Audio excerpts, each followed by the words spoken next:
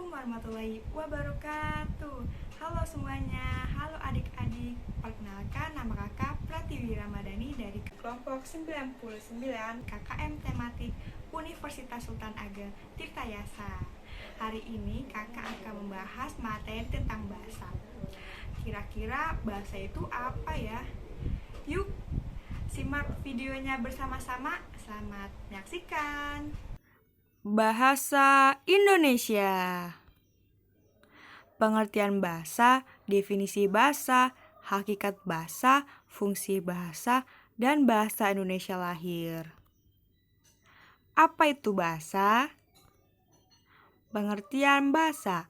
Menurut Krida Laksana 1993, bahasa adalah sistem lambang bunyi yang arbitrer yang dipergunakan oleh para anggota kelompok sosial untuk bekerja sama, berkomunikasi, dan mengidentifikasi diri. Jadi, bahasa merupakan alat untuk berkomunikasi, alat pemersatu bangsa, dan identitas bangsa. Definisi bahasa. Menurut Tajudin 2013, mengusulkan pendefinisian bahasa dilakukan dengan menerapkan dua pendekatan, yakni pendekatan substansial dan pendekatan fungsi fungsional. 1. Pendekatan substansial, yaitu pendekatan yang melihat bahasa secara fisik sebagai sebuah gejala alam bersistem yang disebut sistem lambang. 2. Pendekatan fungsional, yaitu pendekatan yang melihat bahasa dari sisi fungsi dan peranannya dalam perkembangan hidup manusia. Dalam pengertian yang populer, bahasa sekedar dipahami sebagai alat percakapan. Sementara dalam wacana linguistik, bahasa diartikan sebagai sistem simbol bunyi bermakna dan berartikulasi atau dihasilkan oleh alat ucap yang bersifat arbitrer dan konvensional. Hakikat bahasa. Bahasa sebagai sarana interaksi sosial, bahasa adalah ucapan atau vokal, bahasa adalah simbol. Bahasa meliputi dua bidang, yaitu 1. Bunyi yang dihasilkan oleh alat-alat ucap, yaitu getaran yang bersifat fisik yang merangsang alat pendengaran kita. 2. Arti atau makna adalah isi yang terkandung di dalam arus bunyi yang menyebabkan adanya reaksi itu. Bahasa sebagai alat komunikasi mengandung beberapa sifat. A. Sistematik, yaitu bahasa memiliki pola dan kaidah yang harus ditaati agar dapat dipahami oleh pemakainya. B. Manasuka, karena unsur-unsur bahasa dipilih secara acak tanpa dasar. Tidak ada hubungan logis antara bunyi dan makna yang disimbolkannya. C. Ujar. Bentuk dasar bahasa adalah ujaran, karena media bahasa terpenting adalah bunyi. D. Manusiawi, karena bahasa menjadi berfungsi selama manusia yang memanfaatkannya, bukan makhluk lainnya. E. Komunikatif, karena fungsi bahasa adalah sebagai alat komunikasi atau alat penghubung antara anggota-anggota masyarakat.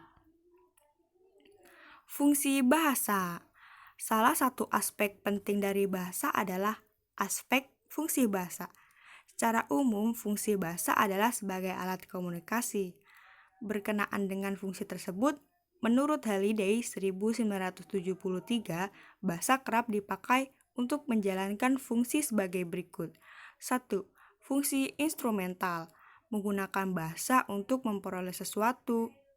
2. Fungsi regulatori, menggunakan bahasa untuk mengontrol perilaku orang lain. 3. Fungsi interaksional, menggunakan bahasa untuk menciptakan interaksi dengan orang lain. 4. Fungsi personal, menggunakan bahasa untuk mengungkapkan perasaan dan makna. 5. Fungsi heuristik, menggunakan bahasa untuk belajar dan menemukan makna. 6. Fungsi imajinatif, menggunakan bahasa untuk menciptakan dunia imajinasi. 7. Fungsi representasional, menggunakan bahasa untuk menyampaikan informasi. Sejak kapan bahasa Indonesia lahir?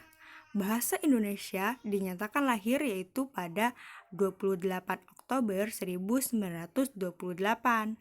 Bahasa Indonesia dinyatakan sebagai bahasa persatuan yang kedudukannya dikukuhkan sebagai bahasa nasional, sebagaimana tertuang dalam Ikrar Sumpah Pemuda. Adapun penggunaan bahasa Indonesia sebagai bahasa persatuan awalnya berasal dari bahasa Melayu yang keberadaannya telah memiliki sejarah panjang. Ikrar Sumpah Pemuda. Kami putra dan putri Indonesia mengaku bertumpah darah yang satu, tanah air Indonesia. Kami putra dan putri Indonesia mengaku berbangsa yang satu, bangsa Indonesia. Kami putra dan putri Indonesia menjunjung bahasa persatuan, bahasa Indonesia. Terima kasih. Nah, sampai di sini apakah adik-adik sudah mengetahui apa itu bahasa? Semoga adik-adik sudah mengetahuinya ya. Sampai bertemu kembali.